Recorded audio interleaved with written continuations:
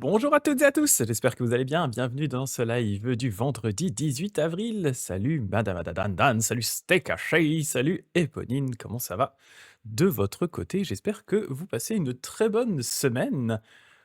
Aujourd'hui, on va continuer un petit peu le Tiny Show. On est presque au bout de ce texte. On est au chapitre 17 sur 18. Voilà, l'avant-dernier chapitre. Donc normalement, on devrait être capable de terminer ce livre la semaine prochaine si tout se passe bien. Aujourd'hui, on va discuter d'un chapitre qui est assez court, donc le fameux chapitre 17, plus court que les derniers qu'on a fait, et qui va être l'occasion pour nous de rediscuter du concept de terre pure, ce que Shinran va appeler la véritable terre pure, versus ce qu'il va appeler les terres pures provisoires. Donc on va avoir l'occasion de rediscuter de ce sujet qui est assez particulier et surtout assez spécifique à Shinran, cette conception et ce qui va placer autour, le système qui va construire autour de ces concepts-là est assez original. Oui, et Ponil qui dit ouais, j'ai l'impression que ça fait longtemps que j'ai pas regardé de live. C'est vrai que ça fait un petit temps. Ah bah après ouais, on a tous nos occupations et nos soucis, hein, malheureusement. Mais ça fait plaisir de te voir là, en tout cas. Très plaisir. Donc, comme d'habitude, je vais vous le lire une première fois, vous allez voir très court, et ensuite on va en discuter ensemble. Il y a pas mal de choses à discuter sur ce simple concept de ce que Shinra va appeler les terres pures provisoires versus en opposition donc à la véritable terre pure. Pas mal de choses à discuter. C'est assez intéressant. C'est un concept qui est intéressant chez Shinran. Alors, le chapitre 17, voilà ce qu'il nous dit. Certains disent celui qui va naître dans les confins de la terre pure tombera finalement dans les enfers. Dans quel témoignage écrit ont-ils vu ce point? Que cela soit affirmé par des gens qui se prétendent érudits et misérables. Comment lisent-ils les écritures et des sutras et des traités? J'ai appris que le pratiquant aspirant à la terre pure mais manquant de foi naît dans les confins de la terre pure parce qu'il doute du vœu primordial. Mais après avoir amendé cette faute qu'est son doute, il réalisera l'éveil dans la terre pure de rétribution. Comme les pratiquants de la foi sont rares, nombreux sont ceux qui sont introduits dans la terre de transformation, mais prétendre que cela est finalement vain serait accuser le venu de l'incité, donc le Bouddha Amida, de proférer des mensonges. Donc chapitre très très court qui est voilà une divergence. Hein. Pour rappel, on est justement dans ce passage du Tanisho. Hein. Le Tanisho est composé de deux parties. Une première où le disciple Yuen, très probablement Yuen, le texte anonyme, mais on pense que c'est Yuen qui l'a écrit, disciple de Shinran, disciple direct, rapporte les paroles de son maître. Et une deuxième partie dans laquelle Yuen va discuter de divergences qui voit arriver autour de lui dans la communauté des pratiquants du Jodo Shinshu. Et comme Yuen, lui, a eu la chance de connaître Shinran, hein, quand Yuen écrit ça, il est probablement relativement âgé, il était aussi beaucoup plus jeune que Shinran, donc Shinran est probablement mort déjà depuis un certain temps, eh bien Yuen en profite pour essayer de clarifier un petit peu ces divergences et expliquer pourquoi est-ce que c'est en désaccord avec ce que lui avait entendu de la part de son propre maître. Et donc la divergence dont il est question ici, ce serait de dire que les personnes qui vont naître dans ce qu'on appelle les confins de la terre pure, c'est-à-dire la terre pure provisoire, on va réexpliquer un petit peu ce que c'est tout ça, hein, mais les personnes qui renaîtraient dans la terre pure provisoire, eh bien, au final, elles pourraient, ou en tout cas, elles retomberaient même naturellement derrière dans les enfers. Et Yuen, lui, il va expliquer que ce n'est pas du tout comme ça que ça marche. Sinon, ce serait bizarre de la part du Bouddha, un petit peu suspect de la part du Bouddha, un peu sus, que les gens qui renaissent dans la terre pure provisoire, au final, retombent derrière dans les enfers. Donc voilà la divergence dont il est question ici. Et c'est donc l'occasion justement de rediscuter un petit peu de ce concept de terre pure provisoire versus la véritable terre pure. Donc pour rappel, pour Shinran, ce que lui va appeler la véritable terre pure, c'est-à-dire ce véritable environnement purifié du Bouddha, eh bien c'est une terre qui est une terre entièrement de lumière, le Bouddha lui-même étant le Bouddha de la lumière. Et donc, en fait, cette terre pure pour Shinran, la véritable terre pure, c'est tout simplement l'équivalent du nirvana. C'est-à-dire que les personnes pour Shinran atteignent la naissance dans la terre pure dans cette vie, c'est-à-dire qu'elles réalisent les causes et conditions qui permettent d'atteindre cette naissance dans la terre pure dès cette vie-ci. C'est ce qu'on appelle Shinjin, c'est le moment où on place sa foi dans le Bouddha. Au moment où on a placé cette foi dans le Bouddha, on est certain d'être toujours en contact du Bouddha, et donc au moment où on meurt, dès cet instant, moment vraiment du moment de la mort, on renaît dans cette terre pure qui est en fait l'équivalent du nirvana, cette terre de lumière infinie, et immédiatement, on atteint l'état de Bouddha et on retourne dans le monde pour aider les êtres. Ça, c'est la façon, entre guillemets, idéale de renaître dans la terre pure. Mais Shinran, il a bien conscience que, eh bien, le fait de pouvoir placer entièrement sa confiance et sa foi dans le Bouddha, ce n'est pas quelque chose que tout le monde peut faire. Il y a des gens qui, même s'ils éprouvent un intérêt pour le Bouddha Amida, pour ses enseignements, pour ses vœux, et cetera, ils ils vont malheureusement avoir tendance à, douter d'une certaine façon de ses vœux et à continuer à mettre l'accent plutôt sur leur pratique personnelle. Et pour ces gens-là, le Bouddha ne les exclut pas, mais il a créé ce qu'on appelle des terres pures provisoires. Donc c'est ça qu'on va regarder ensemble. Et Shinran, il est très clair sur ce message-là, ça on avait déjà vu ensemble, dans le Kyogyo Shinsho, donc dans son ouvrage principal, hein, son ouvrage le plus érudit. Il a deux chapitres, le chapitre 5 et le chapitre 6. Le chapitre 5 étant un chapitre sur la véritable terre pure et le véritable Bouddha, et le chapitre 6 qui étant sur le chapitre sur les corps de Bouddha et les terres de transformation. Donc il y en a un vraiment qui est, entre guillemets, l'enseignement le plus parfait, et l'autre qui est l'enseignement provisoire. D'ailleurs, cette logique, hein, ça s'ancre tout à fait dans la logique plus globale qu'on retrouve dans le bouddhisme, où le bouddhisme met énormément l'accent sur le concept de moyens adaptés, c'est-à-dire que tout le monde n'est pas au même stade d'avancée, tout le monde ne peut pas forcément bénéficier de la même façon des mêmes enseignements et des mêmes pratiques. Il y a des enseignements et des pratiques qui sont supérieurs aux autres, mais c'est pas parce qu'elles sont supérieures que du coup tout le monde peut absolument en profiter à l'instant T. Donc c'est pour ça que pour les personnes qui ne pourraient pas profiter de ces enseignements entre guillemets «supérieurs», eh bien il y a des enseignements autres qui permettent, eh bien d'avancer plus petit à petit vers ce même but. Donc c'est ça ce concept de moyen adapté, c'est vraiment un élément qui est au cœur, vraiment central du bouddhisme, de dire voilà, tout le monde n'a pas les mêmes besoins, donc il va falloir adapter les enseignements en fonction de l'avancée et du niveau de chacun, de ce qu'il est prêt à entendre, de ce qu'il est prêt à croire, etc., etc. Donc du coup, pour Shinran, hein, je vous disais, cette véritable terre pure, telle qu'il l'a décrit, là je vous ai mis, c'est l'introduction du chapitre 5 et je vous ai mis l'introduction du chapitre 6. Les chapitres sont beaucoup plus longs, hein, bien sûr. Dans ce qu'il appelle la véritable terre pure et le véritable Bouddha, il explique: «En contemplant avec révérence le véritable Bouddha et le véritable pays, je découvre que le Bouddha est le Tathagata de la lumière inconcevable et que son pays est également le pays de la lumière incommensurable. Parce qu'ils sont issus de l'accomplissement des vœux de grande compassion, ils sont appelés le Bouddha et le pays véritablement accompli.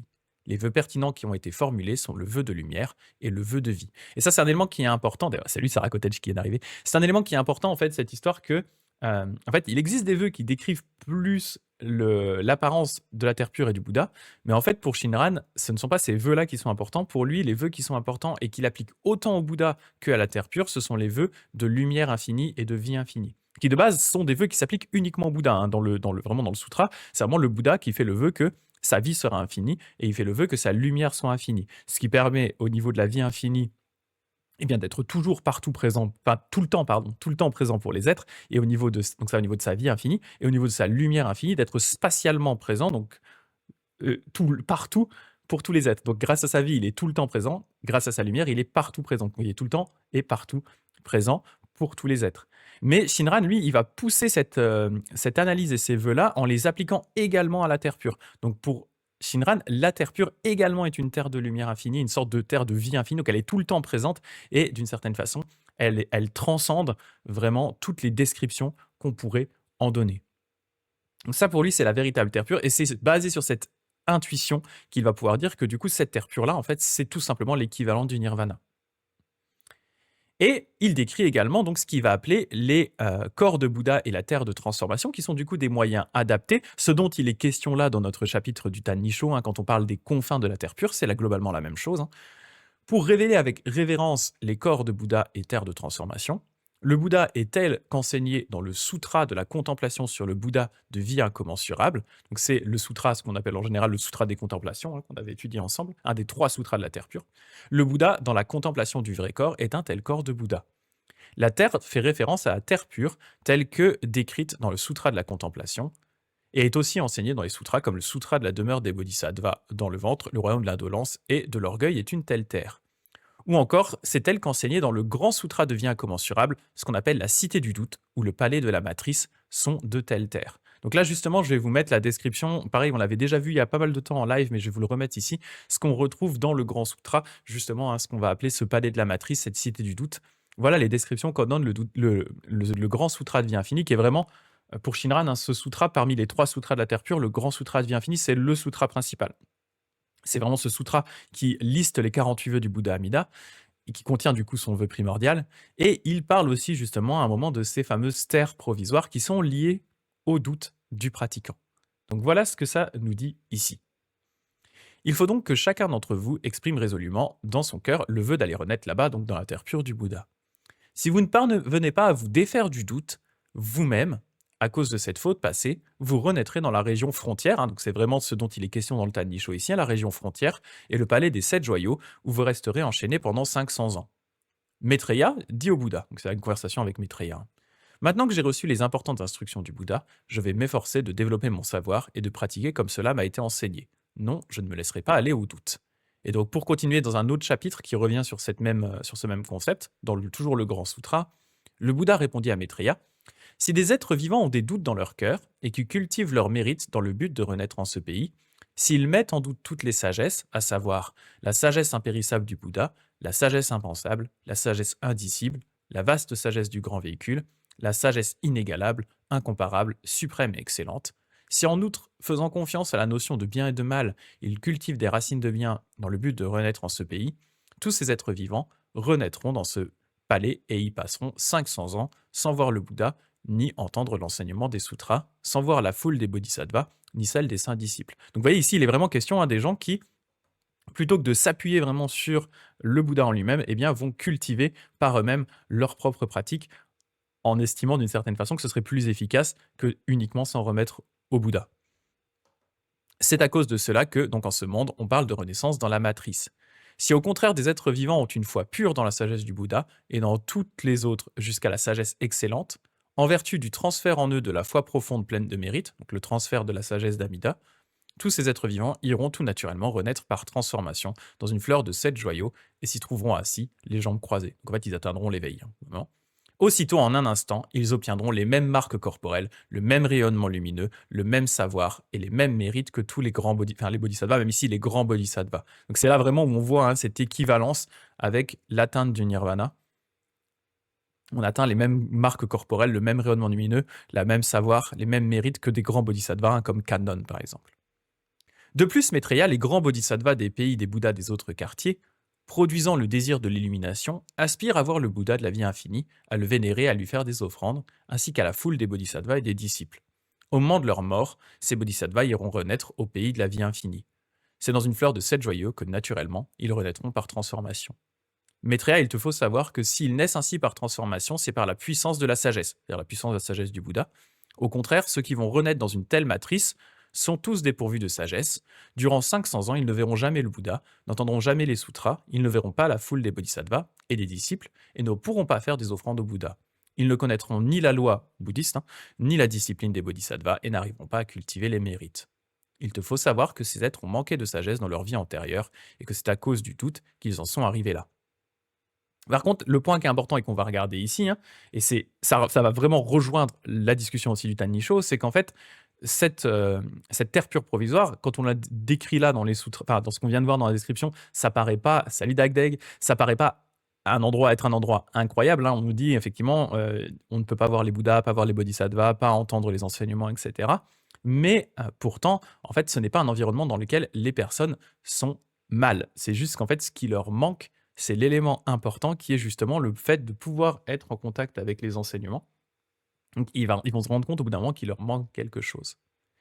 Le Bouddha dit à Maitreya: c'est comme si un saint empereur universel avait un palais fait des 7 sortes de joyaux et d'ornements de toutes sortes, et qu'il y fasse installer des lits et des rideaux, et suspendre des bannières de soie. Suppose qu'il y ait des jeunes princes qui se soient mal conduits à l'égard du souverain, et que celui-ci tout à coup les fasse attacher dans ce palais avec des chaînes d'or. Suppose aussi qu'il leur donne à boire et à manger, ainsi que des vêtements, des lits et des ustensiles, des fleurs et des parfums, des courtisanes et des musiciens, de sorte qu'il ne leur manque pas davantage qu'à l'empereur universel lui-même. Eh bien, qu'en penses-tu? Ces fils de rois seraient-ils plus heureux dans cette demeure? Et Maitreya répondit: certainement pas. Ils utiliseraient plutôt toutes sortes de ruses et emploieraient de grandes énergies pour s'en échapper. Le Bouddha dit à Maitreya: avec ces êtres vivants, c'est exactement la même chose. Parce qu'ils ont douté de la sagesse du Bouddha, ils vont renaître dans ce palais.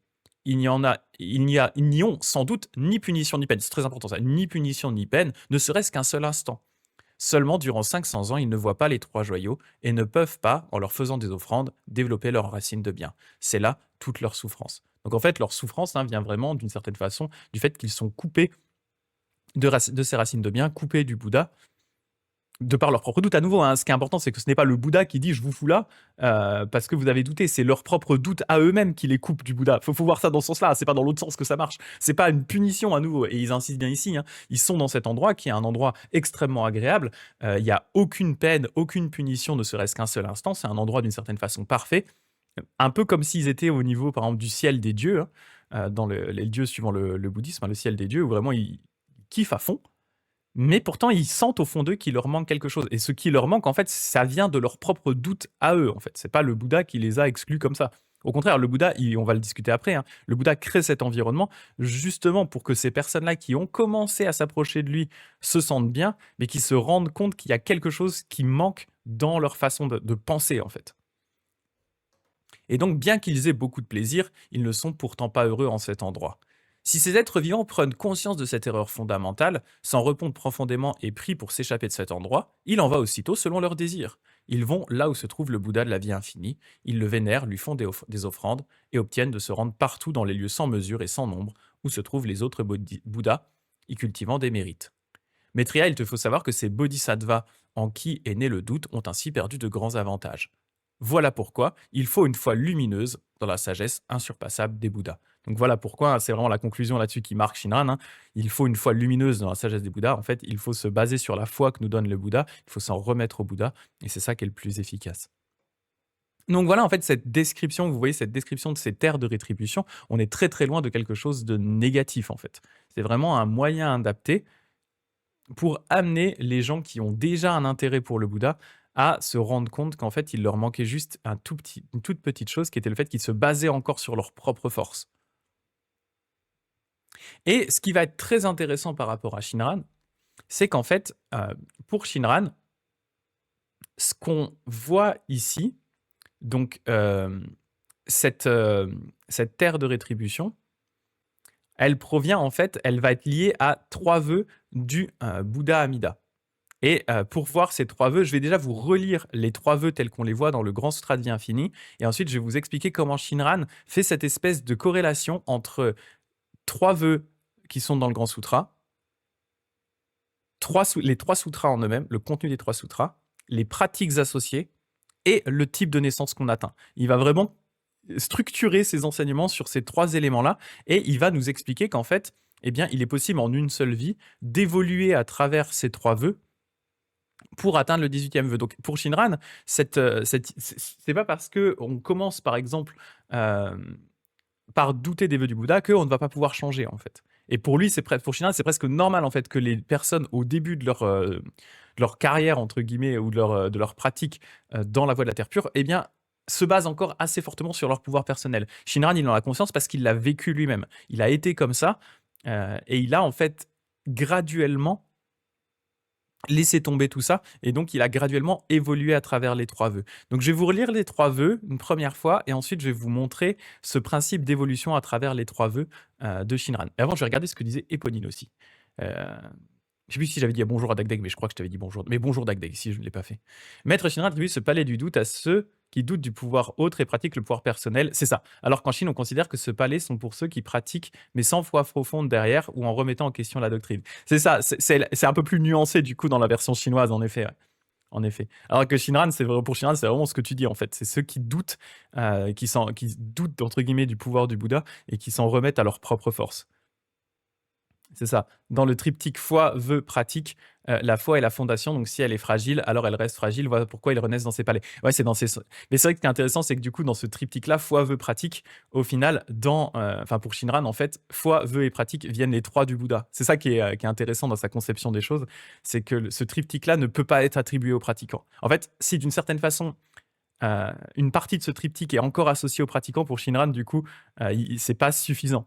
C'est qu'on est encore dans le pouvoir personnel. En fait, on est encore sur la base de ses propres forces, de son propre ego. Et comme pour Shinran, à la base, pourquoi est-ce que Shinran critique tout ça? Ça vient de sa propre introspection, où pour Shinran, en fait, les êtres normaux, tels que lui, hein, il s'inclut dedans, les êtres normaux, en fait, ne sont pas capables de réellement générer une réelle foi qui soit pure, des réels vœux qui soient purs et une réelle pratique qui soit pure. En fait, ce triptyque que Éponine a montré ici, hein, qui est vraiment le triptyque classique du bouddhisme, pour Shinran, en fait, les êtres normaux ne peuvent pas le faire d'une façon, entre guillemets, saine ou pure. Ça va être toujours corrompu par des volontés de gain personnel, voilà, par de l'avarice, par différentes choses qui va appeler, hein, du coup, les passions mauvaises. Et cette compréhension-là vient de sa propre introspection à lui-même. Donc, à chaque fois quand je parle de ce genre de choses, il faut toujours garder en tête que Shinran s'inclut dedans. Et du coup, comme pour lui, on ne peut pas le faire d'une façon pure et saine, il va falloir qu'on se base sur quelque chose qui, lui, est pur et sain, ce qui est le Bouddha Amida, en fait. Et du coup, c'est pour Shinran, cette fois, c'est la foi, c'est Shinjin, et cette fois, elle naît des vœux du Bouddha Amida. Les vœux sont ceux du Bouddha Amida. Et même la pratique qu'est le Nembutsu, c'est la pratique qui nous est donnée par le Bouddha Amida. Donc en fait, il n'y a rien qui vienne de nos propres forces pour Shinran. En tout cas, il n'y a rien qui devrait venir de nos propres forces pour Shinran. C'est ça. Oui, Madame Adanandan qui dit malgré. Ah oui, mais Dagdag qui dit t'inquiète pas, Greg, tu m'as salué. Ah, je suis désolé, hein, je suis un peu concentré du coup. C'est ça. Malgré toute cette différence, dit Madame Adanandan, cette ère de rétribution rappelle la notion de purgatoire dans le catholicisme. Après, il n'y a pas la dimension de punition. Oui, il n'y a pas ça, il n'y a pas cette dimension de punition et il y a vraiment cet aspect de. En fait, techniquement, on serait. Pardon. On serait presque en réalité sur une. On serait presque plus sur une. C'est presque une notion de paradis. En vrai, c'est presque une notion de paradis, à ceci près que c'est parce que, comme il le dit, hein, comme dit le sutra, hein, il y a vraiment, il n'y a pas de souffrance, tout s'y passe bien. C'est comme il disait, hein, il prend cet exemple, il dit c'est vraiment comme si il y avait entre guillemets l'homme le plus riche du monde qui décidait d'enfermer un de ses fils qui a fait n'importe quoi dans un endroit où vraiment il ne manque de rien en fait. Il y a tout est là, il y a des musiciens, des musiciennes, il y a des courtisanes, il y a vraiment tout, il y a de la nourriture en abondance, il y a vraiment rien qui manque. La seule chose qui manque, c'est le contact du Bouddha.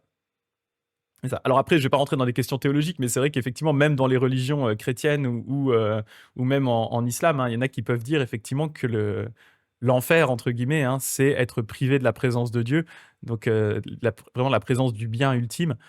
C'est vrai que ça peut être un peu ce genre d'idée, mais il y a un peu ce genre d'idée aussi dans cette terre pure provisoire, parce que le sutra le dit, les gens ne sont pas, malgré le fait qu'ils aient tout d'un point de vue matériel, ils ne sont pas heureux parce qu'il leur manque quelque chose d'important, qui est vraiment ce contact spirituel en fait. C'est ça qui leur manque. Donc c'est pour ça que ils vivent dans voilà, une sorte de forme d'hyper-capitalisme d'une certaine façon, vraiment d'opulence totale, mais il leur manque vraiment quelque chose de plus profond. Et si à partir du moment où ils s'en rendent compte, eh bien, ils peuvent sortir de là. Ils ne sont pas coincés, en fait. C'est ça aussi qui est intéressant, c'est qu'ils ne sont pas coincés dedans. Bon, il le dit, le sutra, à partir du moment où ils se rendent compte de ça et où ils désirent vraiment s'en remettre au Bouddha, c'est-à-dire, en fait, à partir du moment où ils retournent leur cœur en se rendant compte qu'en fait, leur propre barrière, en fait, la seule barrière, la seule porte qui les empêche de sortir de cet endroit, c'est leur propre doute, en fait. C'est juste ça, hein, qui les empêche.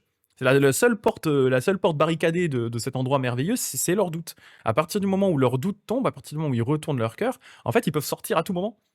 À tout moment, ils peuvent sortir, ouais. C'est ça.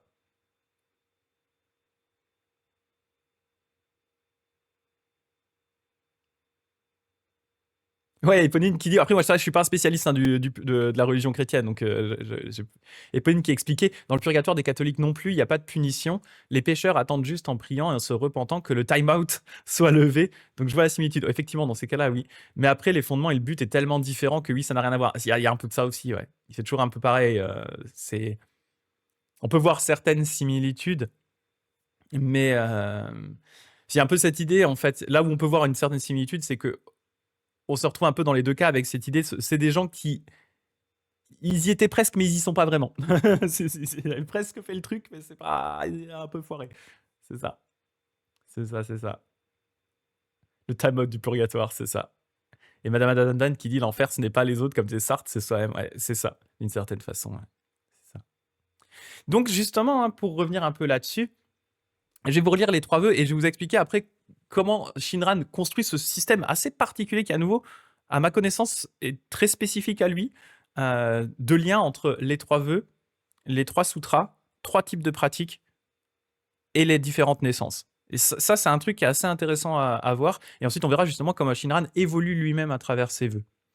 Donc, les trois vœux, rappel, hein, ce sont les trois vœux dans le Grand Sutra qui parle de la naissance dans la terre pure. Ce sont les vœux 18, 19 et 20. On a déjà le vœu 18 qui est qualifié en général du vœu primordial. C'est-à-dire que c'est vraiment le vœu qui va être mis comme le vœu central parmi ces 3 vœux. On nous dit « Si moi devenu Bouddha, tous les êtres vivants des 10 quartiers, ayant le cœur sincère, la foi sereine et le désir de renaître en mon pays, vont jusqu'à penser à moi 10 fois et n'y vont pas renaître, je ne veux pas de la parfaite illumination. Seuls sont exclus ceux qui commettent les 5 rébellions et calomnient la bonne loi. » Donc, juste pour rappel, pour repréciser tout ça, il y a 2 éléments importants à comprendre par rapport, enfin en tout cas pour la compréhension de Shinran, et le deuxième élément d'ailleurs est aussi compris par d'autres maîtres avant lui, mais pour Shinran, le cœur sincère, la foi sereine, le désir de renaître en mon pays, ce qui apparaît comme étant 3 cœurs différents, pour Shinran, n'en font qu'un seul en fait, c'est le cœur de la foi, c'est Shinjin, le cœur de la foi qui est donné par le Bouddha. Parce que ce cœur de la foi, c'est un cœur qui est exempt de doute, c'est un cœur qui est parfait, c'est un cœur qui contient en lui-même cette envie de renaître dans la terre pure. Donc en fait, il contient les 3 cœurs. Il contient le côté sincère parce qu'il est exempt de doute, la foi parce que c'est la foi du Bouddha, et c'est aussi le lien, l'envie de renaître dans la terre pure. Donc ces 3 cœurs n'en font qu'un, et c'est le cœur de la foi qui est donné par le Bouddha Amida, c'est Shinjin. Et l'autre point qui est important et qui est là pour le coup est déjà discuté par les prédécesseurs, notamment en Chine, de Shinran, cette exclusion à la fin, seuls sont exclus ceux qui commettent les 5 rébellions et calomnient la bonne loi. Cette phrase-là, elle a été comprise non pas comme une exclusion, alors que c'est vraiment marqué littéralement sont exclus, hein, bien sûr, mais elle a été comprise non pas comme une exclusion, notamment par Shandao, hein, un des plus grands maîtres de la terre pure, un grand maître chinois de la terre pure. Shandao, en fait, qui est donc un des 7 patriarches pour Shinran, Shandao, il comprend ça en disant ce n'est pas une exclusion, c'est en fait une mise en garde, en disant les 5 rébellions et la calomnie des enseignements bouddhistes, c'est pas cool. S'il vous plaît, ne le faites pas. Les 5 fautes graves, hein, c'est vraiment des trucs horribles. Ne les faites pas. Mais même si vous les faites et que derrière vous retournez votre cœur, eh bien, vous serez accueilli par le Bouddha. Donc, ce n'est pas un principe d'exclusion, ça a juste été mis là pour rappeler aux gens, d'une certaine façon, qu'il ne faut pas faire n'importe quoi. Essayez au maximum de ne pas faire n'importe quoi, mais si jamais ça vous est arrivé et que vous retournez votre cœur, eh bien, à ce moment-là, vous pourrez renaître dans la terre pure. Voilà, c'est un point qui est important, le fait que ce n'a pas été compris comme une exclusion, mais à partir de Shandao, vraiment comme une mise en garde. Et des fois, Shandao lui-même, hein, quand il cite ou quand il résume le 18e vœu, des fois, il a tendance à zapper la dernière phrase parce que ça le saoule. Du coup, il la met pas. Voilà. Ensuite, on a le vœu 19 qui dit « Si moi devenu Bouddha, les êtres vivants des 10 quartiers produisent le désir de l'illumination, cultivent toutes les vertus, et en formulant leurs vœux d'un cœur sincère, expriment le désir de renaître en mon pays, et qu'au moment de leur mort, je n'apparaisse pas devant eux entouré par une grande foule d'assistants, je ne veux pas de la parfaite illumination. » Donc là, c'est un vœu qui met justement l'accent sur les pratiques personnelles. Donc ce sont les personnes qui cultivent toutes les vertus, produisent le désir de l'illumination, donc ils produisent l'esprit d'éveil, ils cultivent toutes les vertus, ils produisent le vœu également, donc on retrouve vraiment, d'une certaine façon, presque le triptyque, hein, enfin, il manque un peu la foi vraiment poussée, mais on peut la voir aussi sous la forme du désir d'illumination, hein, le triptyque dont parlait Éponine avant, hein, avec la foi, le vœu, la pratique. Il y a vraiment ça, hein, il y a cette idée ils produisent l'esprit d'éveil, donc le désir de devenir un Bouddha, ils vont faire des vœux et ils vont ensuite réaliser des pratiques et désirer renaître dans ce pays-là. Donc ce sont des personnes qui se basent sur leur pouvoir personnel et qui vont cultiver une variété de pratiques dont ils vont transférer les mérites en vue de renaître dans la terre pure. Ça, c'est le vœu 19.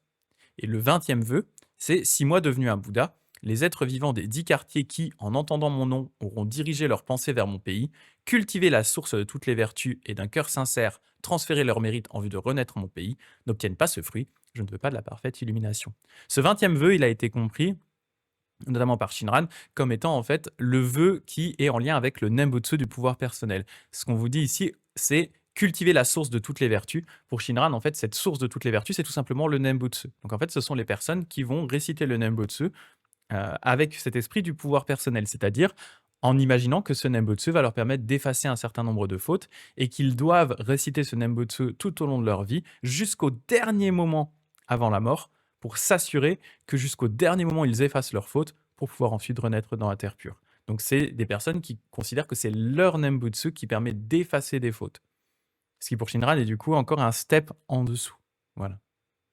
Et donc on va voir comment ces 3 vœux vont s'articuler derrière avec les sutras, la pratique et les types de naissance. Mais déjà, je regarde un petit peu ce qu'a dit Éponine. Alors Éponine qui disait Pour la majorité des écoles chinoises, tous les vœux sont égaux, exactement. Chacun peut avoir son vœu primordial selon ses affinités, mais pour Maître Shinran et pour beaucoup d'autres, c'est le 18e qui va résonner. C'est ça. Et du coup, on va le voir en fait, hein, pour Shinran, du coup, c'est le 18e vœu qui est vraiment le vœu primordial, et les vœux 19 et 20, en fait, ce sont des moyens adaptés qui permettent d'amener progressivement vers ce 18e vœu. Et Kepoinki, pour les malades, par exemple, le vœu du corps de diamant peut résonner plus, ou les vœux à propos de la nourriture pour les plus pauvres. C'est ça, et c'est des vœux en fait que typiquement Shinran ne cite, à ma connaissance, jamais. Alors je dirais presque jamais pour pas dire de bêtises, mais il me semble bien qu'il les cite juste littéralement jamais. Ouais, quasiment, ouais, peut-être vite fait une fois, mais je crois même pas, je crois même pas. Parce qu'en fait, c'est pas des pour lui, effectivement, ce ne sont pas des vœux qui sont importants, mais ils ont leur importance pour, la tradition chinoise. En fait, Shinran, il va vraiment, centrer tout son système autour d'un certain nombre de vœux du Bouddha. Le vœu, voilà, que tous les Bouddhas récitent le nom du Bouddha, le vœu d'atteindre le groupe des fixés dans le vrai, le 18e vœu, le vœu derrière qu'on ne soit plus qu'à une seule naissance de l'état de Bouddha. Voilà, il va axer vraiment, et bien sûr le vœu de la lumière infinie et de la vie infinie. Donc il va axer vraiment son enseignement sur un petit nombre de vœux parmi les 48, et les autres, il va globalement les laisser de côté et pas vraiment y toucher en fait. Et Pauline qui dit: «Certains maîtres disent de lire souvent les vœux et de se concentrer sur les vœux qui résonnent en nous pour renforcer notre foi et notre volonté de vœux». Voilà, c'est ça, tu vois? C'est ça l'approche qui est très différente par rapport à ça, c'est ça. Alors qu'en fait, dans le Jodo Shinshu, en fait, la plupart des gens, à part vaguement le 18e vœu, heu, ouais, le 17e, le 18e, et puis éventuellement les 2 vœux par rapport à la lumière et la vie infinie, mais en fait, la plupart, en fait, ne s'intéressent pas aux autres vœux autour, en fait. Tout à fait, ouais. C'est très différent comme approche. C'est vraiment très différent. Parce qu'à nouveau, on va considérer que cette foi n'a pas besoin d'être renforcée en elle-même si elle vient vraiment du Bouddha. C'est un peu particulier. Et donc, il y a cette évolution à travers les 3 vœux que je vais vous montrer. Alors, je vais zoomer pour que vous puissiez lire un peu tout ça. Hop. Voilà. Est-ce que je... Ouais, attendez, j'essaie juste d'avoir tout sur le même truc. Voilà. Voilà, ouais, ça reste lisible, ok. Donc on a ces 3 vœux, donc en fait, l'évolution, elle va se faire à travers le 19e, le 20e et le 18e vœu. C'est ça l'évolution progressive, c'est pour ça que j'ai mis une flèche là qui descend, hein. 1, 2, 3, c'est 3 étapes différentes, et ces 3 étapes, à travers lesquelles Shinran lui-même, dans sa vie, est passé. C'est-à-dire qu'il sait identifier vraiment à quel moment de sa vie il était sur chacun de ces 3 vœux. Même si nous, en termes de datation, c'est un peu plus compliqué, parce qu'il en parle, mais c'est un peu plus dur de dire exactement à quelle période de sa vie ça correspond. Clairement, lui, il sait à quelle période ça correspond, clairement. Donc, 19e, 20e et 18e vœu. Donc, je vais vous les relire et je vais vous expliquer à chaque fois. Donc, on disait le 19e vœu, hein, donc 6 mois devenu Bouddha, les êtres vivants des 10 quartiers produisent le désir de l'illumination, cultivent toutes les vertus, et en formulant leurs vœux d'un cœur sincère, expriment le désir de renaître en mon pays, et qu'au moment de leur mort, je n'apparaisse pas devant eux, entouré par une grande foule d'assistants, je ne veux pas de la parfaite illumination. Donc là, on l'avait dit, hein, c'est un vœu qui est en lien avec les pratiques variées. Donc ce sont déjà des pratiques qui sont orientées quand même vers le Bouddha, mais qui sont vraiment des pratiques diverses qu'on va cultiver et dont on va transférer les mérites.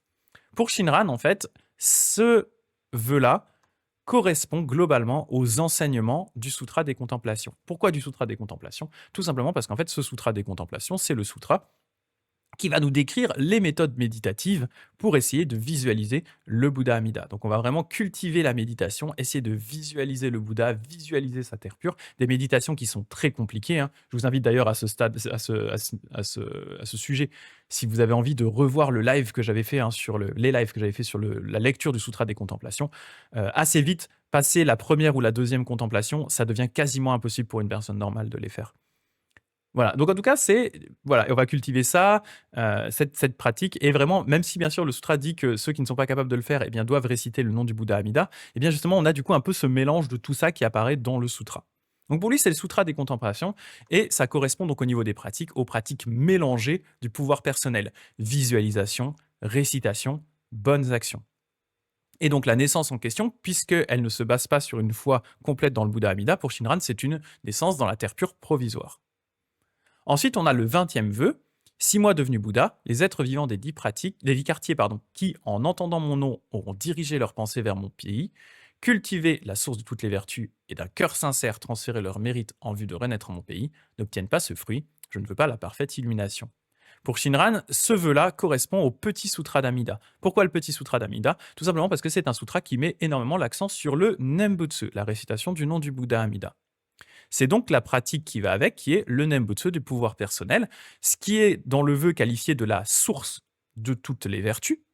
C'est donc ce Nembutsu, mais à nouveau un Nembutsu du coup du pouvoir personnel, où on va réciter le Nembutsu par soi-même, pour soi-même, et on va même en transférer les mérites. Donc on va considérer que c'est notre pratique comme une sorte de phrase magique qui permet d'effacer des fautes, de gagner des mérites, et on va en transférer les mérites. Donc on s'approprie d'une certaine façon, on s'approprie le Nembutsu qui est d'une certaine façon la propriété du Bouddha. Donc on va s'approprier ce Nembutsu-là. Et donc pour Shinran, à nouveau, comme on se base sur nos propres forces dans le Nembutsu, c'est aussi une terre pure provisoire. Et enfin se trouve le 18e vœu. Si moi, devenu Bouddha, tous les êtres vivants des 10 quartiers, ayant le cœur sincère, la foi sereine et le désir de renaître en mon pays, vont jusqu'à penser à moi 10 fois et n'y vont pas renaître, je ne veux pas de la parfaite illumination. Seuls sont exclus ceux qui commettent les 5 rébellions et calomnient la bonne loi. Cet équivalent pour Shinran au niveau sutra, c'est le grand sutra de vie infinie qui décrit justement ce vœu-là, ce vœu en question. Et la pratique attenante, c'est le pouvoir autre, c'est-à-dire la foi, Shinjin, et le Nembutsu comme venant d'Amida sans aucun calcul du pratiquant. C'est-à-dire qu'on s'en remet entièrement à la force du Bouddha. Même le Nembutsu qu'on récite va être un Nembutsu de gratitude pour le Bouddha, va venir directement du Bouddha. Il n'y a pas de calcul, on ne cherche pas à effacer nos fautes. Tout simplement, eh bien, on cultive ce lâcher-prise dans la compassion et la sagesse du Bouddha. Et ça, pour Shinran, ça amène à la véritable terre pure. Donc vous voyez cette gradation qu'on va retrouver entre les 3 vœux, les 3 sutras, 3 types de pratiques, et du coup, les 2 naissances provisoires et la véritable terre pure. Et Shinran, ce qui est intéressant, c'est que du coup, il a eu lui-même une évolution à travers ces 3 vœux. Et c'est pour ça que pour revenir sur le chapitre du Tanisho qu'on était en train de discuter, ces types de naissances ne sont pas considérés comme étant du coup des punitions. Ce sont juste des moyens adaptés. On va en discuter un petit peu après, mais il y a une possibilité d'avancer à travers ces types de naissances et à travers ces 3 vœux. Et donc, Shinran, comme je disais, hop, il a eu lui-même une évolution à travers ces 3 vœux. Donc là, par exemple, il nous décrit le passage du 19e au 20e vœu, donc des pratiques variées qui vont l'emmener jusqu'au Nembutsu du pouvoir personnel. Il le dit, ainsi moi, Gutoku Shinran, disciple de Shakyamuni, ayant pieusement accepté l'exposé de Vasubandhu, l'auteur du traité, et m'appuyant sur l'orientation du maître Shandao, je me suis détourné pour toujours de la porte provisoire des innombrables pratiques et des diverses bonnes actions, et quitté à jamais la naissance obtenue sous les 2 arbres Sala. Ça correspond très probablement à la période dans laquelle il était moine dans le Tendai, ou en tant que moine Tendai, justement, c'était dans sa pratique de cultiver tout plein de pratiques. Donc des visualisations, des méditations, probablement des mantras et des mudras, voilà, des nembutsu, etc. Donc il avait une pratique extrêmement variée quand il était dans le Tendai. Et donc là, ce qui est dit, c'est qu'il a laissé tomber ça pour se concentrer. D'ailleurs, il le dit, me retournant, je suis entré par la véritable porte de la racine du bien, donc qui est le Nembutsu, et de la racine de la vertu. Voilà, racine du bien et racine de la vertu, c'est le Nembutsu. Et j'ai sincèrement éveillé l'esprit, menant à la naissance inconcevable. Donc ça, c'est l'équivalent pour lui du 20e vœu. Et néanmoins, il n'en reste pas là, il va passer du 20e vœu au 18e vœu. Il le dit, néanmoins, je me suis maintenant résolument détourné de la véritable porte des moyens provisoires, et mon pouvoir personnel renversé ou retourné, je suis entré dans l'océan du vœu choisi, le 18e vœu. Ayant rapidement été libéré de l'esprit menant à la naissance inconcevable, je suis désormais assuré d'atteindre... alors attendez, il y a un petit bug au niveau de la naissance inconcevable. Pardon, c'est un petit problème de traduction ici. Que l'intention du vœu selon laquelle les êtres accèdent ultimement à la naissance est véritablement profonde. Ayant pénétré à jamais dans l'océan du vœu, je réalise maintenant profondément la bienveillance du Bouddha. Pour répondre avec gratitude à ses vertus suprêmes, je rassemble les passages essentiels exprimant l'essence véritable de la voie de la terre pure, récitant constamment avec présence d'esprit le nom qui est l'océan inconcevable de vertu. Dans une joie toujours croissante, je le reçois humblement. Donc il nous explique vraiment qu'il a eu cette évolution, ou à un moment, et c'est le moment-là qui est plus difficile à comprendre en fait. Le moment où il passe du 19e au 20e vœu, d'ailleurs des pratiques diverses pour se concentrer uniquement sur le Nembutsu, il est assez facile et très probablement facile à calculer. Ça doit être le moment où il a rencontré Honen, son maître. C'est-à-dire qu'avant, il était dans le Tendai, donc il avait des pratiques variées. Et eh bien, il en est insatisfait, il descend du mont Hiei, il va rencontrer Honen, et à ce moment-là, eh bien, il commence à pratiquer le Nembutsu comme seule pratique. Donc ce passage-là correspond probablement à sa rencontre avec Ronen, en tout cas quelque part dans ces zones-là, au niveau du temps. Par contre, le moment où il a vraiment eu ce retournement du 20e vœu vers le 18e, donc laisser tomber le Nembutsu du pouvoir personnel pour aller vers un Nembutsu du pouvoir autre, c'est pas très clair. Est-ce que ça s'est passé à un moment quand il était avec Ronen? Est-ce que ça s'est passé plus tard lors de son exil? C'est pas très clair.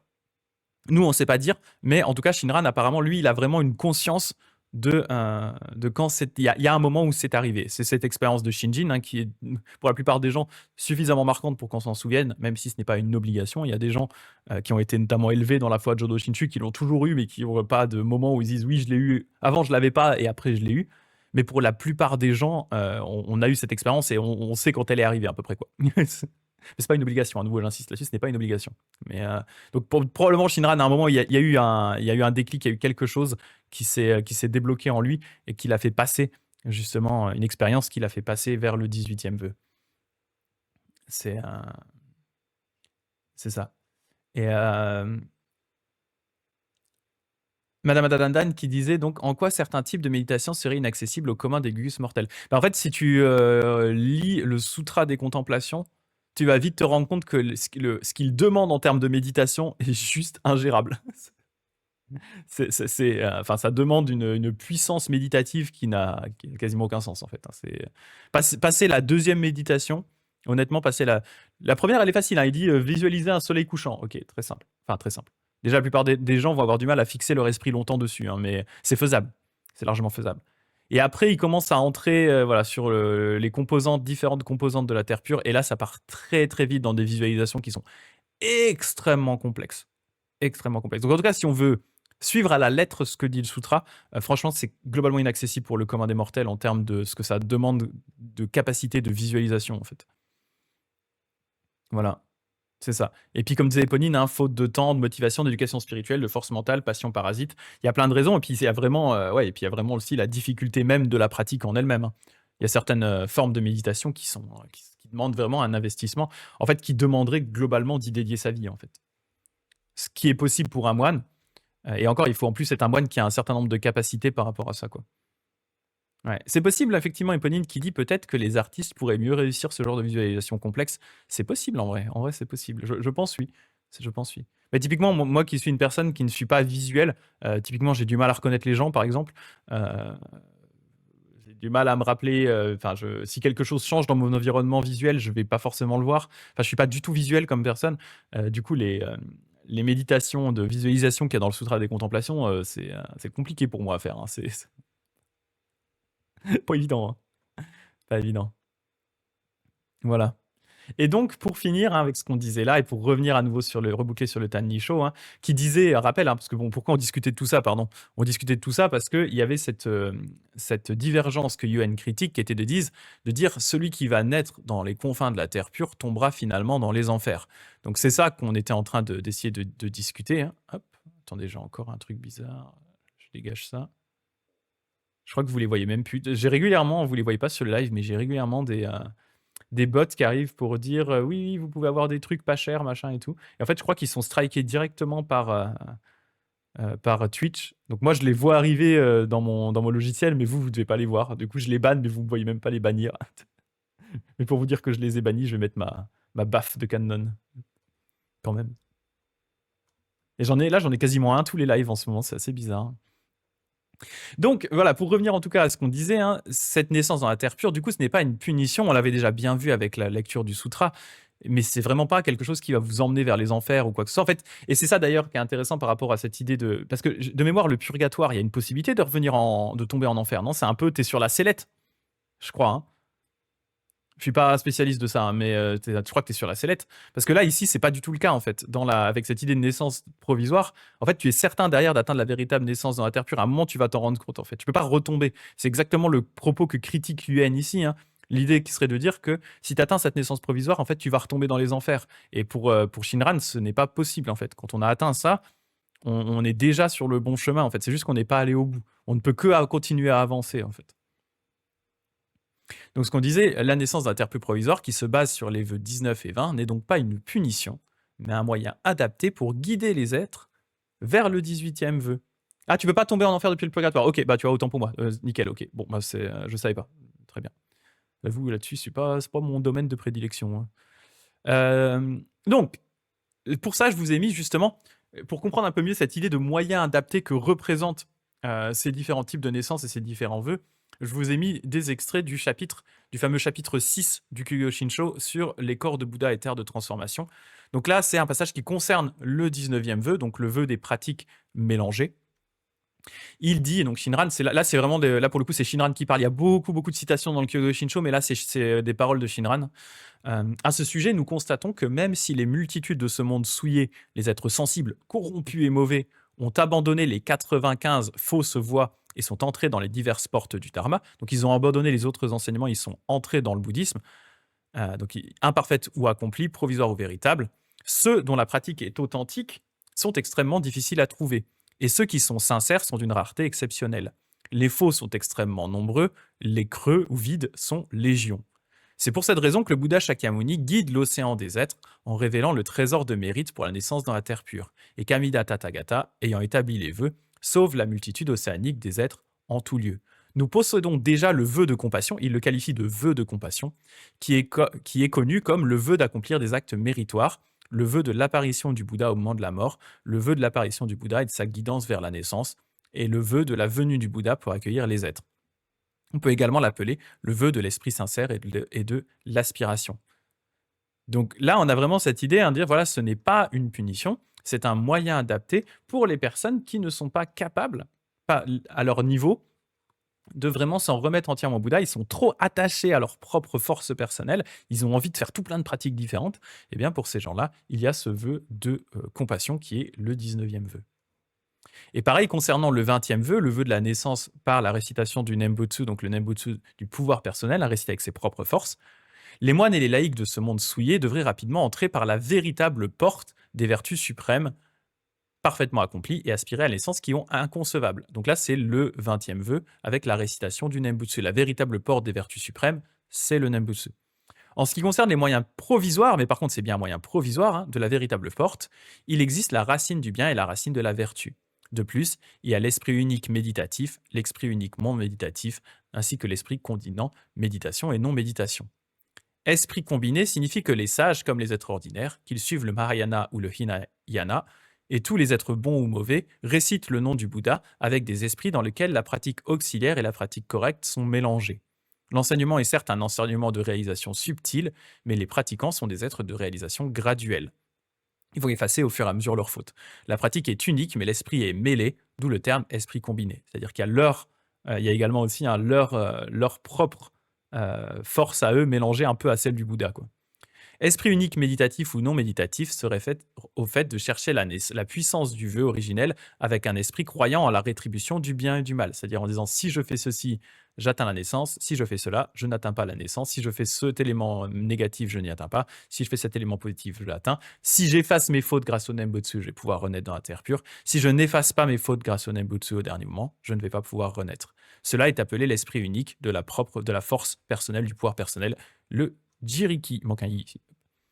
Racine de bien désigne le nom auspicieux du Tathagata. Ce nom béni est parfaitement doté des myriades de biens. Il est la racine de tous les biens, d'où l'expression racine de bien. Racine de la vertu désigne le nom vertueux du Tathagata. Ce nom vertueux, par une seule récitation, accomplit des vertus suprêmes chez les pratiquants, transformant tous leurs maux.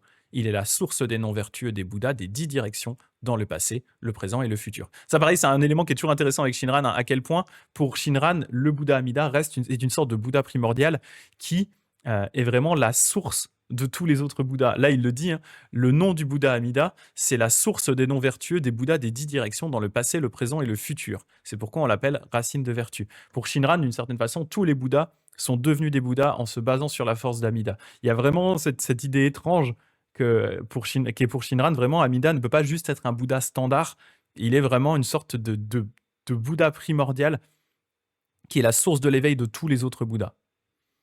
Le Bouddha Shakyamuni a révélé ce trésor de vertu pour encourager et guider les êtres des mondes souillés des 10 directions. Le Tathagata Amida, dès l'origine, a établi le vœu que les êtres atteignent ultimement la naissance afin de conduire avec compassion l'océan multiple de tous les êtres. Le vœu de compassion, à nouveau, le vœu de compassion existe déjà. Il s'agit du vœu de cultiver la racine de la vertu, aussi appelé vœu de la naissance déterminé par la pensée dirigée vers la terre pure, vœu déclarant s'ils n'atteignent pas ultimement la naissance, et vœu de l'esprit sincère et du transfert de mérite. Donc là, ici, c'est le 20e vœu, du coup, le vœu de la récitation du Nembutsu par le pouvoir personnel. Et Shinran conclut: nous savons véritablement que ceux qui accomplissent une seule pratique avec un esprit mêlé n'atteignent pas la grande joie. C'est pourquoi le maître Shandao déclare: ces personnes ne reconnaissent pas la bienveillance du Bouddha et n'y répondent pas avec gratitude. Bien qu'elles accomplissent des pratiques, elles développent dans leur cœur du mépris et de l'arrogance. Car elles agissent toujours dans le but de gagner en renommée ou en profit. Elles sont enveloppées dans l'attachement à soi, sans même s'en rendre compte, et ne cherchent pas à s'approcher des compagnons de pratique ni des véritables maîtres. Préférant s'impliquer dans les affaires mondaines, elles s'entravent elles-mêmes et bloquent les autres sur la voie correcte, menant à la naissance dans la terre pure. Et Shinran qui continue en disant qu'il est affligeant que, depuis un passé sans commencement, les êtres humains ignorants et insensés, possédés par les souillures et les obstacles, aient mêlé les pratiques auxiliaires et principales, combinant les esprits de la pratique méditative et non méditative, si bien qu'ils n'ont eu aucune chance d'atteindre l'émancipation. Donc ils se basent sur leur propre force dans leur pratique. En réfléchissant à notre transmigration dans la naissance et la mort, nous réalisons combien il est difficile de prendre refuge dans la puissance du vœu du Bouddha, combien il est difficile d'entrer dans l'océan du grand Shinjin, donc de la foi qui s'en remet au Bouddha, même au cours d'innombrables kalpas. Nous devons réellement en éprouver du chagrin, nous devons profondément nous en lamenter. Les sages du Mahayana et du Hinayana, ainsi que toutes les bonnes personnes, prennent pour leur propre racine de bien le nom auspicieux issu du vœu originel. Ainsi, ils ne peuvent faire naître le Shinjin, donc la foi dans le Bouddha, et ne saisissent pas la sagesse du Bouddha. Parce qu'ils ne comprennent pas l'intention du Bouddha en établissant la cause de la naissance, ils n'entrent pas dans le pays de l'accomplissement.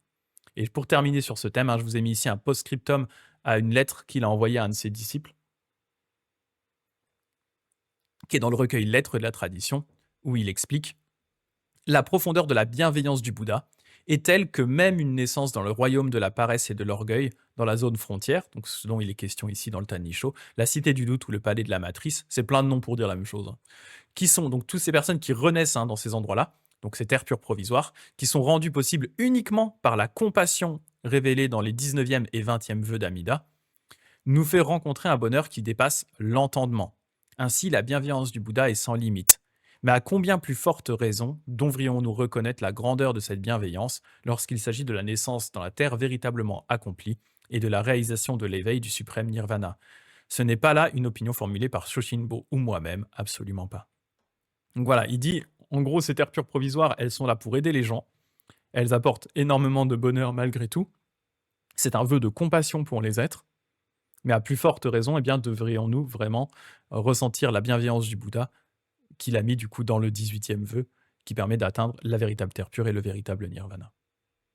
Donc voilà pour ce chapitre du Tanisho, chapitre 17, qui a permis de revenir un petit peu sur cette notion assez intéressante et assez complexe de ces terres pures provisoires et de comment Shinran articule tout ça dans son système d'une façon assez particulière. C'est assez intéressant. Et Madame Adadandan qui disait: l'étape de la terre pure provisoire ne serait-elle pas un peu comme un CDG quand après avoir franchi les douanes on se retrouve en salle d'attente, c'est ça, pour son grand vol vers le Bouddha Land. Il y a un peu de ça, on peut le voir de cette façon-là, tout à fait. Ouais, c'est vraiment une zone. Après, ce serait genre vraiment le Charles de Gaulle, mais en mode la zone d'attente vraiment bien, quoi. Bien installée, avec tout ce qu'il faut. Voilà, en mode 5 étoiles, quoi. En mode hôtel 5 étoiles.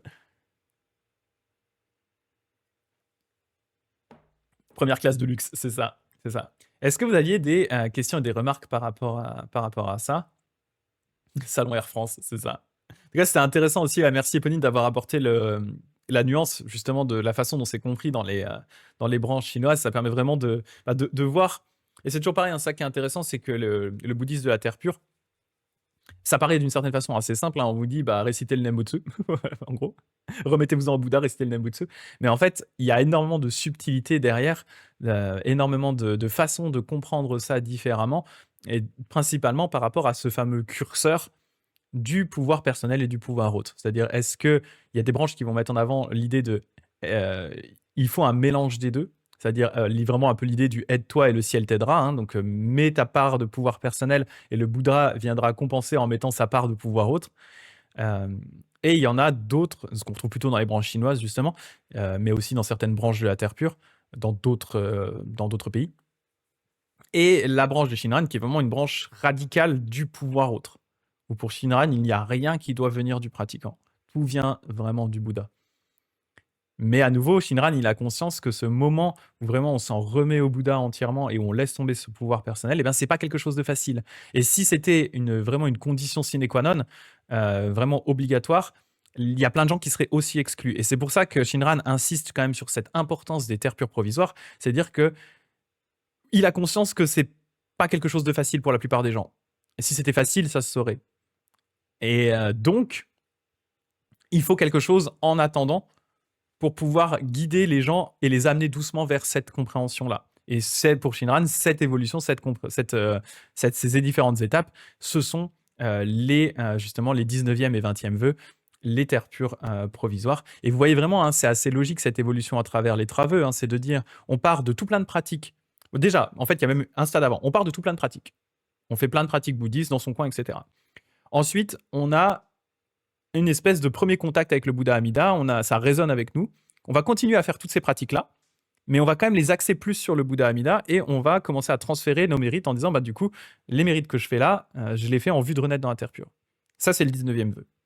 Au bout d'un moment, on va se rendre compte que le Nembutsu seul est suffisant, mais on va continuer à le réciter par nous-mêmes. Donc en fait, on épure ces pratiques-là pour arriver à une pratique unique qui est dirigée vers le Bouddha. Mais ça continue à être notre pratique personnelle, notre propre récitation. Et derrière, il y a encore une nouvelle épuration qui est effectuée, où on se rend compte qu'en fait, même cette pratique-là n'est pas la nôtre, c'est celle directement du Bouddha. Et on s'en remet entièrement au Bouddha. Donc vous voyez vraiment cette évolution, c'est une sorte d'épuration au fur et à mesure de la pratique pour arriver à ce stade un peu ultime d'épuration où vraiment, tout simplement, on se rend compte qu'en fait, tout ça ne peut pas venir de nos propres forces et doit venir directement du Bouddha. Eponine qui dit toujours un plaisir aussi la tati chinoise de ce chat, c'est ça, c'est ça. Non mais c'est intéressant parce que en fait, il faudrait pas que les gens en viennent à penser que la vision de Shinran, c'est la seule vision qui existe, en fait. Parce que c'est sûr que moi, c'est ce que je présente et c'est ce que je connais mieux. Puis c'est là-dedans que j'ai été ordonné, donc c'est assez logique. Mais c'est important de voir qu'il y a des nuances, qu'il y a plein de façons de comprendre ça différemment, euh, pour que les gens derrière puissent aussi, en fonction de leurs affinités, choisir ce qui leur correspond le mieux, en fait. Parce que le but, c'est justement pas d'arriver dans une voie bouddhiste et d'avoir ces espèces j'ai envie de dire même de sorte d'aporisme, ces dissonances cognitives que vous pourriez avoir en arrivant dans une branche en vous disant ah, mais en fait il y a un truc qui me plaît pas. Euh, voilà, sachez si vous êtes par exemple intéressé par la terre pure, mais que pour une raison ou une autre le message de Shinran n'accroche pas chez vous, il y a d'autres branches qui existent. Voilà. J'insiste aussi là-dessus parce que voilà, moi la branche générale, celle qui marche pour moi, c'est celle qui me parle le plus, avec laquelle j'ai le plus d'affinité. Mais c'est important de savoir il y en a d'autres qui existent en fait. Et ça reste toujours cet élément qui est important dans le bouddhisme, hein, cette idée de moyen adapté. Mais là, dans le sens, là, j'ai un peu utilisé moyen adapté pendant ce live de façon légèrement péjorative, dans le sens où, en séparant moyen adapté versus la pratique ultime.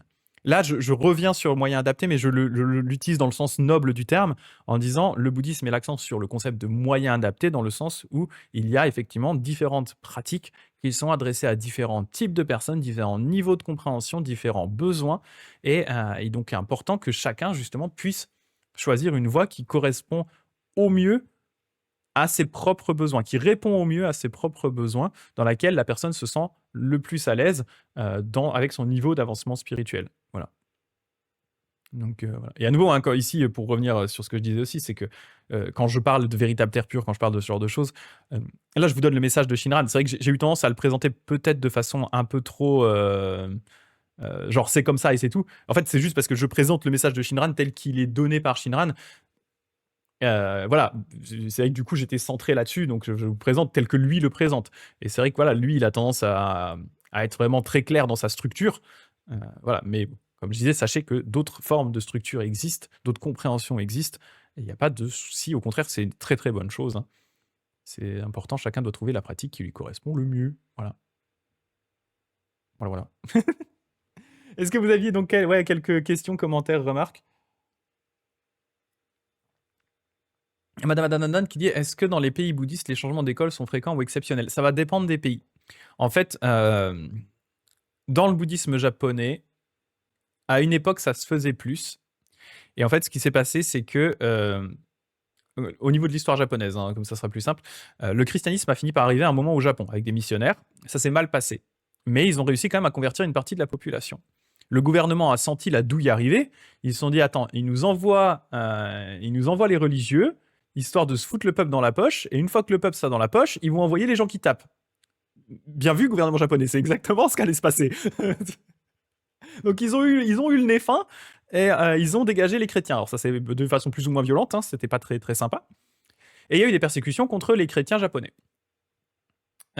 Et une des techniques qui a été trouvée par le gouvernement pour s'assurer de contrôler d'une certaine façon la sphère religieuse, c'était de dire à partir de maintenant, chaque famille est enregistrée auprès d'un temple, d'une école. Alors, en général, les gens ils bougeaient pas de village à l'époque, hein, donc enregistrés auprès du temple du village. Donc, à partir de maintenant, ta famille, Joe, elle fait partie de l'école de Nichiren. Voilà. Parce que tu étais déjà dans l'école de Nichiren maintenant, bah c'est tout. Maintenant, voilà. Et donc, vous serez affilié à l'école de Nichiren. Alors, c'était possible de changer, bien sûr, mais du coup, ça a eu quand même tendance à rigidifier le cadre. Non, voilà, vous êtes enregistré auprès d'une structure. Si vous voulez changer, il faut faire un peu des démarches, quoi. Mais c'est faisable, c'est faisable. Mais voilà. Donc, ça a été vraiment une méthode de contrôle qui fait qu'il y a vraiment la plupart des familles japonaises, elles restent dans la même école, sauf vraiment cas très particuliers, quoi. Enfin, elles restaient. Maintenant, les gens, voilà, ils sont toujours. Et d'ailleurs, si vous le demandez, hein, si vous demandez à un japonais, il est possible qu'il sache dans quelle école il est enregistré, même s'il n'est pas pratiquant. Genre, il va te dire, bah, par exemple, ma famille, on est Jodoshu, par exemple. Ça sous-entend vraiment sa famille depuis X générations, elle est enregistrée auprès du Jodoshu, donc ils sont tous dans le Jodoshu, mais c'est pas plus par choix qu'autre chose, c'est juste qu'à un moment ça s'est fait comme ça, et puis une fois que c'était enregistré comme ça, ils sont restés là-dedans, et puis bah voilà, ils n'ont pas été voir particulièrement ailleurs en fait. Mais à l'époque médiévale, enfin à l'époque avant cette époque Edo, c'était beaucoup plus facile, ouais. Aujourd'hui, c'est encore relativement pareil. Non, là maintenant, les gens peuvent vraiment changer beaucoup plus facilement, mais c'est juste qu'il y a un tel désintérêt de la religion pour la question religieuse, qu'en fait, les gens vont pas forcément trop chercher beaucoup plus loin que ce qu'ils sont déjà, quoi. Genre, si leur famille est enregistrée auprès d'un temple, ils vont pas chercher plus, tu vois. En fait, ils vont juste aller au temple quand il y a un décès, et puis c'est globalement tout. Donc en fait, c'est ça, c'est un tel manque d'intérêt qu'ils vont pas chercher plus loin. Mais là, si vous voulez changer, il y a aucun problème maintenant, quoi. C'est ça. C'est exactement ce que dit Eponine, hein. Souvent, ils le savent parce qu'ils découvrent leur école bouddhiste lors de funérailles. C'est ça, c'est ça, c'est ça. Mais voilà, c'est vraiment un élément de désintérêt. Mais oui, non, non, là maintenant on peut changer, il n'y a aucun souci. Il y a vraiment une liberté de pratique de culte, mais c'était beaucoup plus rigide à l'époque Edo. Mais avant, c'était voilà, avant, c'était aussi beaucoup plus light. Et surtout, avant, il n'y avait aucun problème à être enregistré auprès de deux écoles, ce qui n'était plus possible après. À une époque, c'était tout à fait possible. Bah, on avait vu le cas de Myoe, par exemple, hein, qui était un moine et de l'école Kegon et de l'école Shingon. Il avait même deux noms bouddhistes, et en fonction des écrits qu'il réalisait, s'il écrivait sous sa casquette de moine Kegon, il utilisait un nom spécifique. S'il écrivait sous sa casquette de moine Shingon, il utilisait son autre nom. Il y avait un nom pour deux noms, en fait, un nom dans chaque école. Et c'était pas un problème à l'époque. C'est juste que du coup, pareil, avec cette époque Edo et cette rigidification du carcan religieux pour s'assurer qu'il n'y ait pas de dérive, notamment avec le cas du christianisme, eh bien, ils ont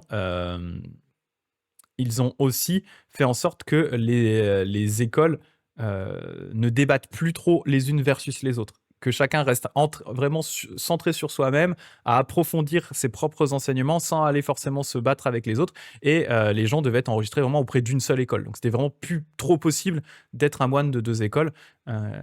Si vous vouliez rejoindre une autre école, il fallait vraiment faire un changement, quoi. Un changement. C'est ça. Ouais, c'est exactement ce que dit Eponine, c'est: «Ah tiens, on enterre papy dans un temple zen. Ah bah, on est du zen, d'accord, OK, voilà». Mais ils vont pas pratiquer typiquement, hein, le cas c'est un bon exemple ce que tu dis ici avec le zen, hein, c'est que typiquement ils vont dire: «Ah bah d'accord, du coup on est historiquement affilié à une école du zen». En fait, ils vont pas pratiquer zazen, par exemple. Ils vont pas méditer, c'est juste qu'ils vont aller au temple quand il y a une funéraille, quand il y a des funérailles et quand il y a les anniversaires de décès, c'est tout. C'est juste ça, en fait. C'est très particulier. La relation qu'ont actuellement les Japonais avec, la religion est très spécifique, hein. J'avais déjà dit cette anecdote, mais, quand, moi j'étais intéressé par, je commençais vraiment à m'intéresser au Jodo Shinshu, je commençais, voilà, vraiment à lire beaucoup et cetera. J'avais envie d'avoir un Nenju, en fait, et les Nenju, c'est chiant parce que je pouvais pas en acheter, comme ça en France.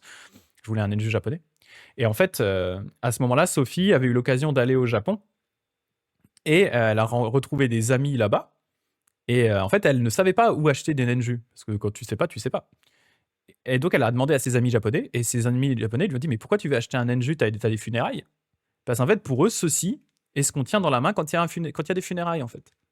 Alors que pas du tout. Entre autres, oui, mais en pratique, c'est juste un objet qui permet de montrer son respect envers le Bouddha. Mais voilà, pour eux, vraiment, Nenju égale l'objet que on va acheter pour les funérailles, quoi. Le même type qu'une personne chez nous achèterait un costard noir, cravate noire et tout, spécifiquement, ou une grande robe noire, exprès pour des funérailles, en fait. Donc ils n'ont pas du tout cette idée de le bouddhisme peut être quelque chose qui va, enfin plus du tout en tout cas, plus du tout améliorer la vie quotidienne. C'est vraiment juste ceux qui s'occupent de la mort. Voilà. Ce qui est dommage, hein, parce que c'est beaucoup plus riche que ça, hein, mais c'est un peu pareil en France aussi. Hein, je veux dire, il n'y a plus beaucoup de gens qui vont qui sont intéressés par la religion non plus, quoi. Ouais, et c'est ce que dit Epony, exactement ce que j'allais dire, est tout à fait juste, hein, qui dit c'est comme beaucoup de Français non croyants qui vont quand même à l'église pour le mariage et les funérailles. C'est ça, c'est exactement ça. Oui, oui, c'est exactement la même chose. On est d'accord. Tout à fait d'accord. Ouais. Et comme dit Dagdeg, hein, c'est sûr que dans ces cas-là, les détails de doctrine, les gens s'en foutent complètement. Voilà, ça leur passe au-dessus. Déjà, en fait, la plupart, hein, il y a beaucoup, beaucoup de Japonais hein, qui sont incapables de faire la différence entre un sanctuaire shinto et un temple bouddhiste. Ils vont agir de la même façon dans les deux endroits, sans forcément différencier les deux. Pour eux, alors oui, ils savent qu'effectivement, on va plutôt emmener les enfants dans un sanctuaire shinto et les funérailles dans un temple bouddhiste. Mais et encore, hein, des fois, même ça, en fait, ils vont prier de la même façon pour que tout se passe bien dans leur vie dans un sanctuaire shinto qu'un temple bouddhiste. Et peu importe l'école, ils vont encore moins aller faire la différence au niveau de l'école. Ils sont déjà pas capables de faire forcément la différence entre les deux. Donc imaginez bien que derrière, aller réfléchir à des différences doctrinales ou le fait que des temples appartiennent à des écoles différentes, voire à des sous-branches de mêmes écoles, ça leur passe... je me dessus la tête. Voilà.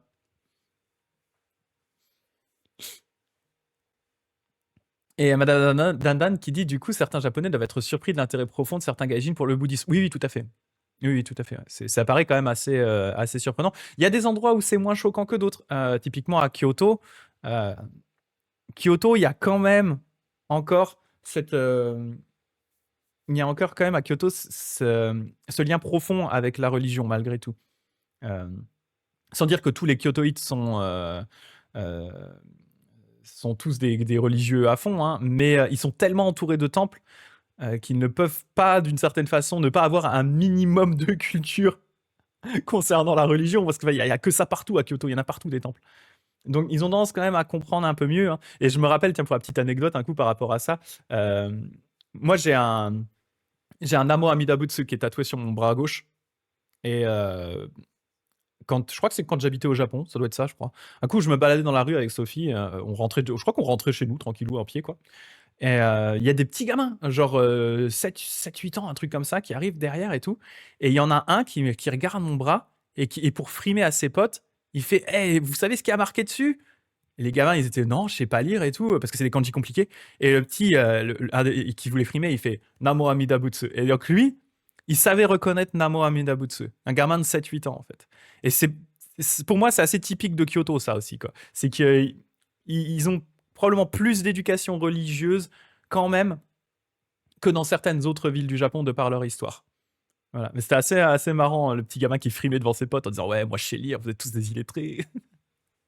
C'est des kanji, on les a derrière moi, hein, là. Là.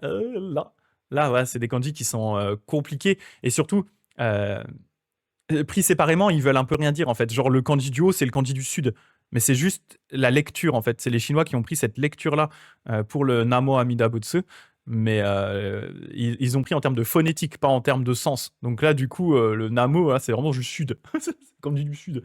On dirait le sud. Le temps dure longtemps. Voilà, alors je regarde un petit peu. Attendez, je vais me moucher un coup en même temps. Éponine qui disait: Et le problème c'est qu'il y a beaucoup de sectes, voilà, nouvelles religions au Japon, donc un regain d'intérêt pour la spiritualité.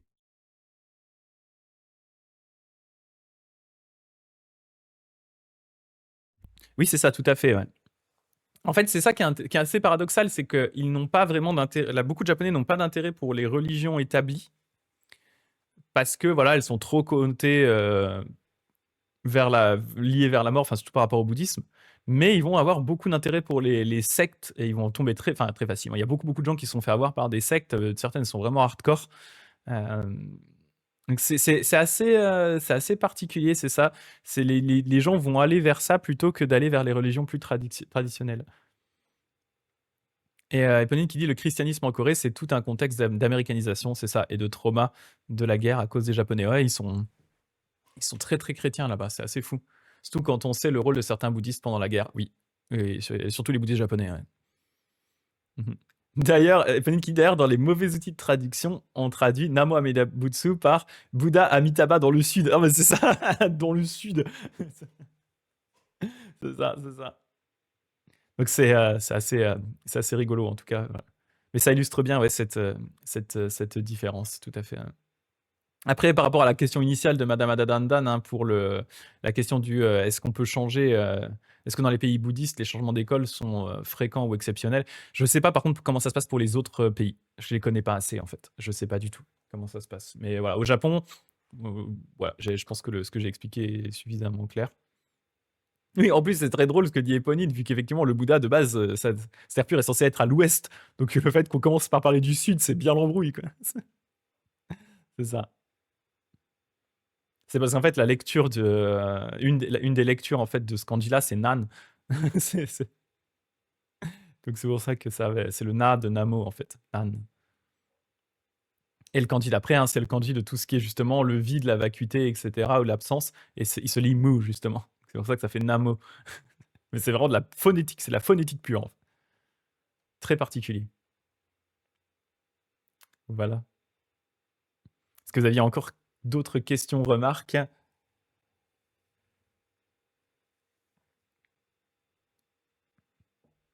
Ah, intéressant, Eponine qui apporte l'aspect chinois. En Chine, vu que la pratique est très diversifiée, la majorité des gens sont enregistrés dans une école Chan, oui, mais se posent pas la question et pratiquent ce qu'ils veulent. Oui, d'accord, oui, c'est un peu ça. Ils sont, oui, c'est pareil, c'est là où on est enregistré, c'est le classique parce que le temple est là et que le temple est à côté et voilà quoi. On va pas plus aller chercher que ça quoi. Classique, hein. C'est classique. C'est ça. Non, mais c'est pour ça que des fois c'est assez drôle parce que je reprends l'aspect japonais, mais quand tu vois déjà que la plupart des gens, donc enfin beaucoup de gens ont déjà du mal à faire la différence entre Shinto et bouddhisme. Ils vont avoir du mal à faire la différence entre les écoles du bouddhisme. Mais alors quand on en arrive à déjà des discussions entre la différence de la compréhension de la terre pure et de la pratique entre le Jodoshu et le Jodo Shinshu, qui sont pourtant deux écoles différentes. Alors là, déjà, ça commence à passer largement au-dessus de tout le monde.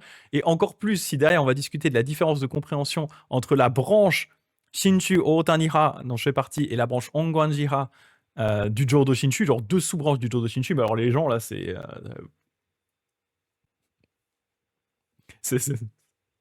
alors pas ceux-là, oui, ils sont oui, bon, d'accord. Alors que pour nous c'est important.